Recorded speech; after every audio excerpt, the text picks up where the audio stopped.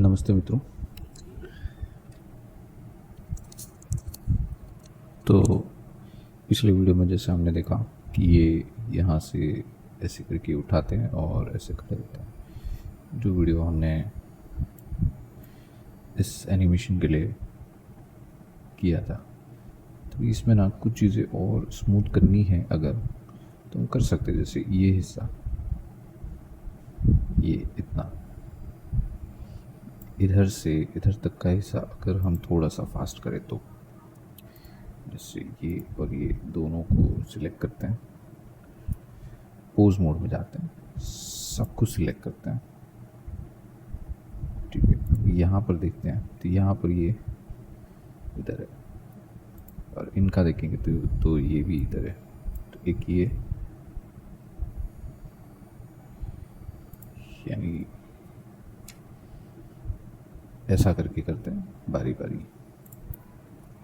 हाँ, सिलेक्ट, तो ये देखिए ये यहाँ से यहाँ तक का पूरा सेट है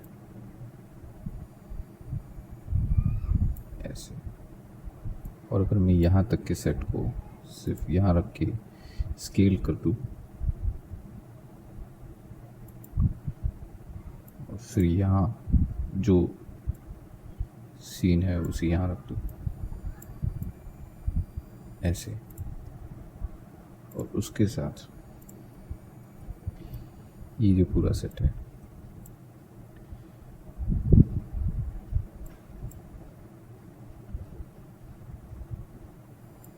ये पूरा सेट,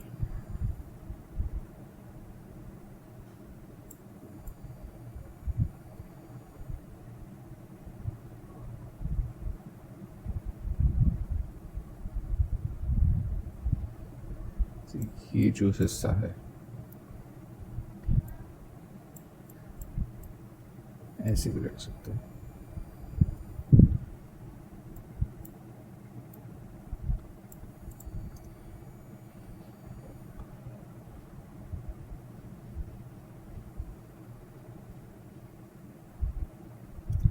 तो यहाँ देखिए सिर में ये जो पार्ट है सिर का वो बाद में टल्ट हो रहा है, तो वहाँ गड़बड़ है।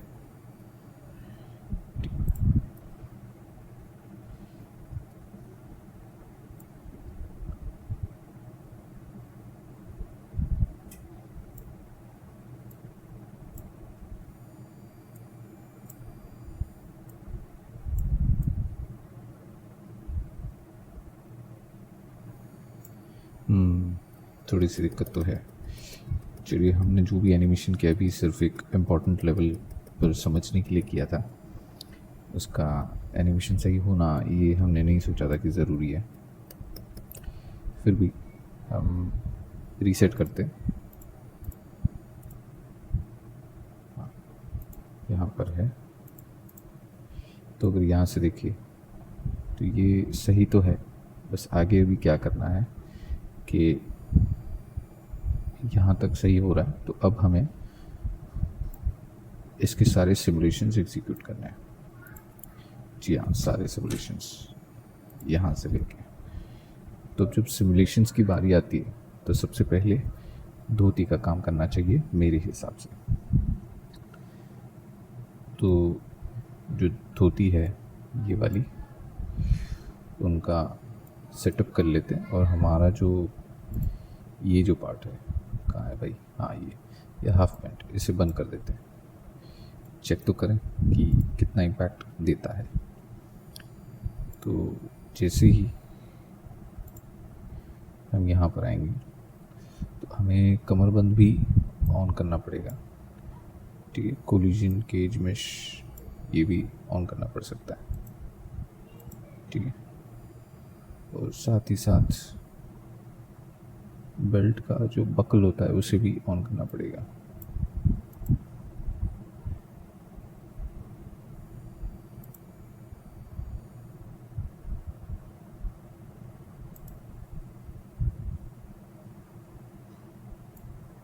ये सारे हुक्स उनके जो भी है वो भी ऑन करने पड़ेंगे।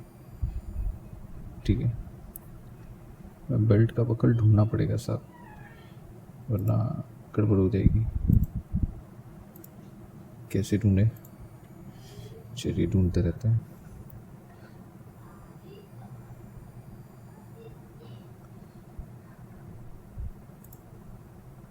कमरबंद, जी हाँ, ये हो गया। उसके अंदर ये सही है, ठीक है। इतना करने के बाद पहले ये सिमुलेशंस होंगे, ठीक है। पहले पैर के सिमुलेशंस होंगे, उसके बाद बाकी सब। तो हमें सिमुलेशंस के लिए अभी फ़िलहाल हम क्या कर सकते हैं कि जो सिमुलेशंस हैं उनमें हमें 170 तक तो कर तो सकते हैं। ये देखिए क्या होगा, स्टिल हो जाएगा, तो मुझे यहीं तक रखना है। ओके, सो ये डिलीट करते हैं, 110 तक रख कर देखते हैं और सिमुलेशन बेक करते हैं। अब ये सिमुलेशन थोड़ा समय ले सकता है, देखिए। तो मैं यहाँ पर मेरा रिकॉर्डिंग पॉज करता हूँ और जैसे ही सिमुलेशन ख़त्म होने आएगा मैं ऑन कर दूँगा। हाँ जी, तो ये रिकॉर्डिंग मैंने शुरू कर दिया फिर से, और ये अब सिमुलेशन ख़त्म होने वाला है। और दूसरी चीज़ ये कि ये जो अब हम करेंगे कंप्लीट, इसके बाद एक और छोटा सा एनिमेशन होगा और उसके बाद फिर हम अपने टेक्सचरिंग, अनरैपिंग, इन सब चीज़ों की तरफ बढ़ सकते हैं। तो जी हाँ, मेरा तो यही प्लान है फ़िलहाल। अच्छा, इसकी जो फाइनल एनिमेशन जो मैंने सोची है उसे समय लगेगा, और उसके लिए वीडियो नहीं, मैं आपको डायरेक्ट सरप्राइज़ दूंगा। तो चलिए देखते हैं, ये जो इतना हो गया सिमुलेशन, देखते हैं कैसे हो धोती का।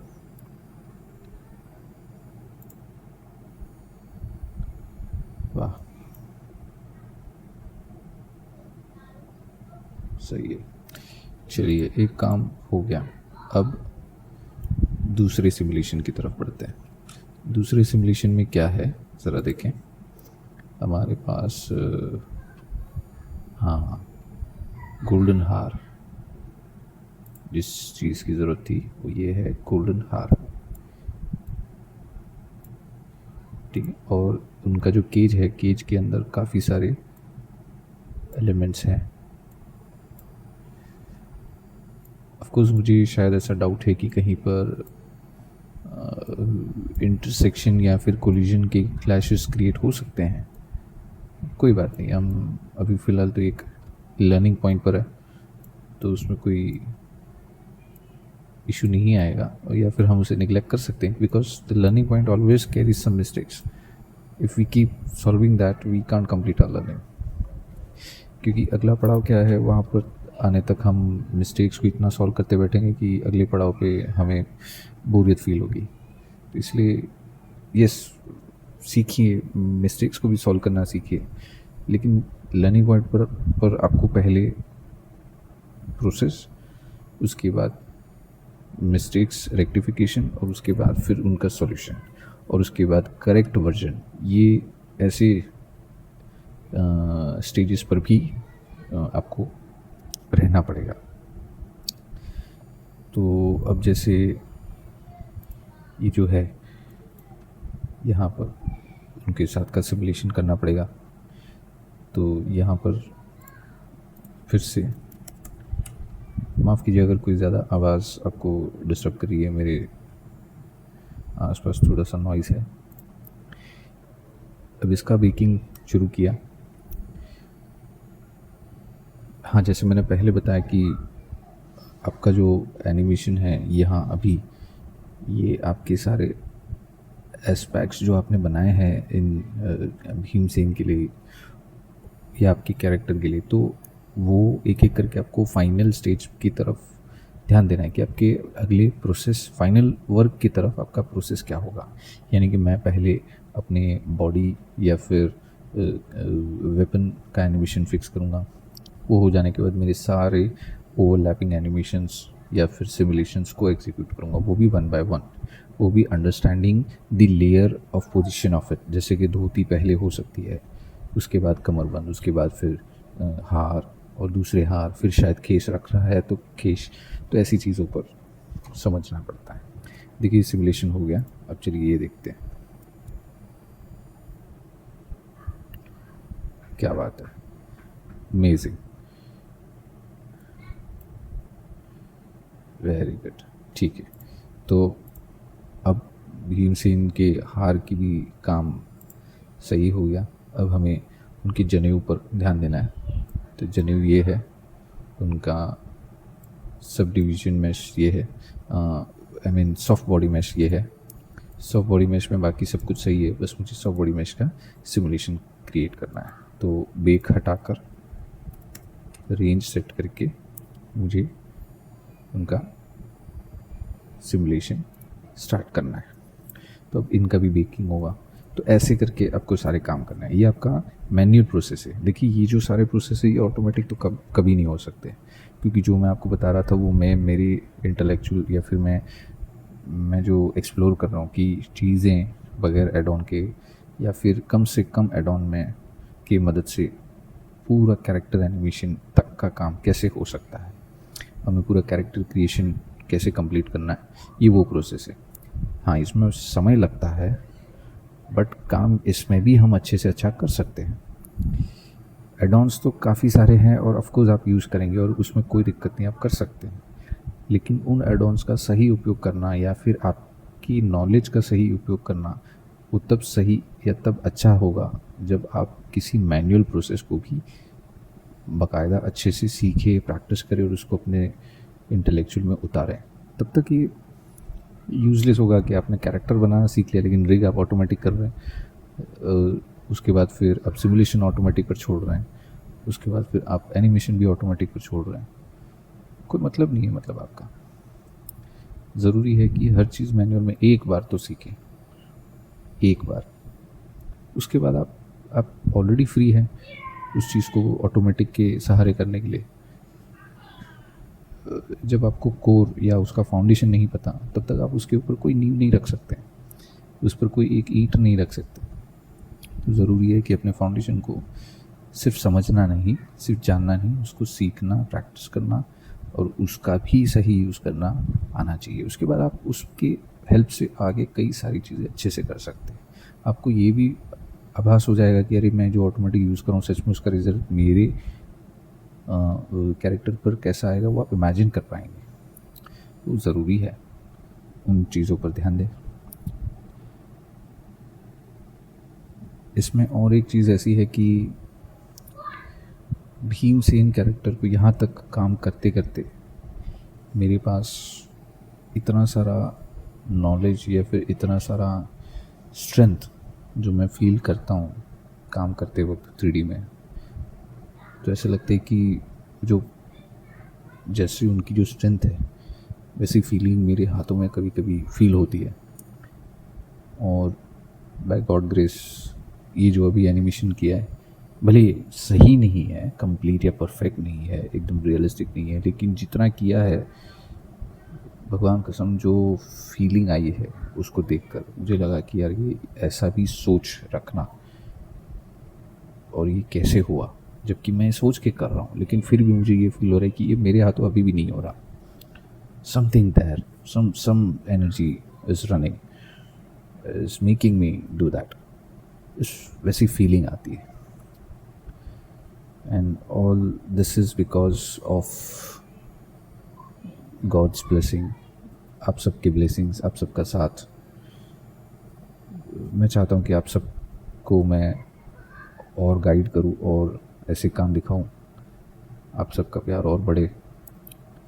सो इसलिए आप लाइक्स, सब्सक्राइब, शेयर्स, कमेंट सब कीजिए। आपके सवाल इस टॉपिक से रिलेटेड ज़रूर करें और आगे कई सारे ट्यूटोरियल्स मैं डालने वाला हूँ दूसरी कैटेगरी के, तो आप वो भी देखें, वो भी सीखिए। ज़रूर नहीं कि आपको कैरेक्टर सीखना है तो आपने कैरेक्टर देखा बाकी सब जाने दें। कभी भी आपको दूसरा काम भी आ गया तो आप कर सकें, खाली क्यों बैठना। एक एक करके सब सीख जाएं, सब पर एक्सपर्टीज़ लाएं, लेकिन एक के बाद एक। तो ये सिमुलेशन खत्म हो गया है, चेक करते हैं इसे भी।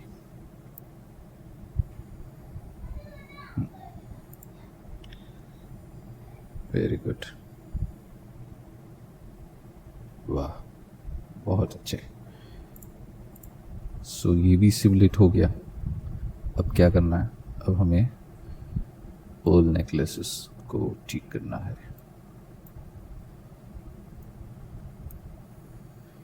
ठीक है, तो उनकी बारी,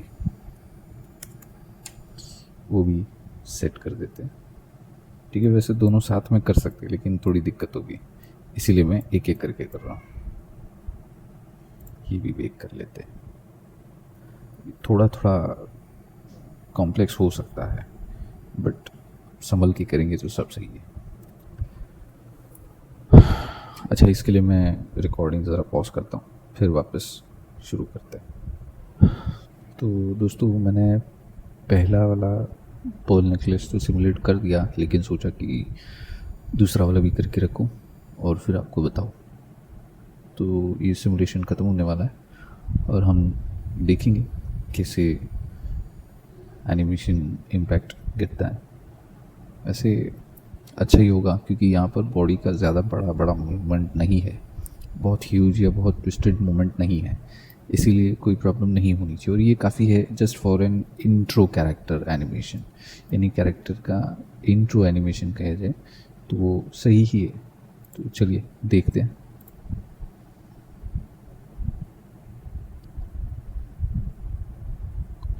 बहुत सही,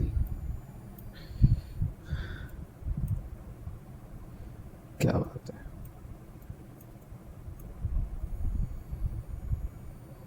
ठीक है, अब इसमें एक और काम करना है। यहाँ पर मुझे ना ये जो गधा है, इस गधा को मुझे यहाँ पर पोजीशन करनी है। ठीक है, ये डिटेल्ड मेस है इसका। तो फॉर एग्ज़ाम्पल ये जैसे है, ठीक है,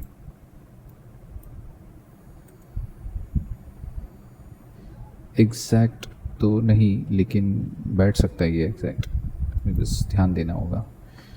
तो ये हो गया और मुझे इसे इसके साथ पैरेंट करना होगा। तो मैं ऑब्जेक्ट पैरेंट कर देता हूँ और जो दूसरा जो मेस है मेरा, ठीक है, तो डमी मेस जो है, डमी मेस का एट्रीब्यूट हम देखें तो वो रेंडरेबल नहीं होना चाहिए। ओके, उसमें से शेडो भी नहीं बननी चाहिए। ठीक है, तो ये मेरा आइडिया था, लेकिन इसके साथ साथ मुझे यहाँ पर उसे वायर्ड रखना है। ठीक है, और अब अगर मैं ऐसे करूँ और फिर चेक करूँ,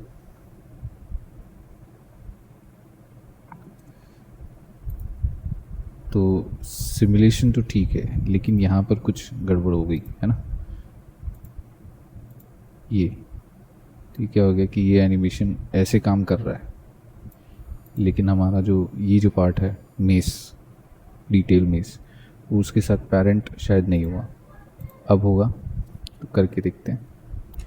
ऑब्जेक्ट, अब ठीक है, अब चेक करें तो ये देखिए, है ना।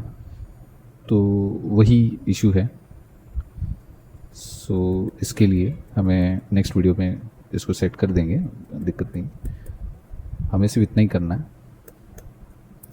कि ये मेस यहाँ इसके साथ अटैच हो जाए और ये मेस सिर्फ एक डमी की तरह काम करे। लेकिन जब मैं यहाँ से यहाँ जो पोजीशंस की हैं मैंने, तो उससे हमें आगे सॉल्व करने में हेल्प मिलेगी, तो वो करेंगे। बट काम हो गया हमारा, तो अच्छे से हुआ है। तो हम फिर से अगले वीडियो में उसे कंटिन्यू करेंगे, लेकिन ये काम एक बार फिर से देख लेते हैं।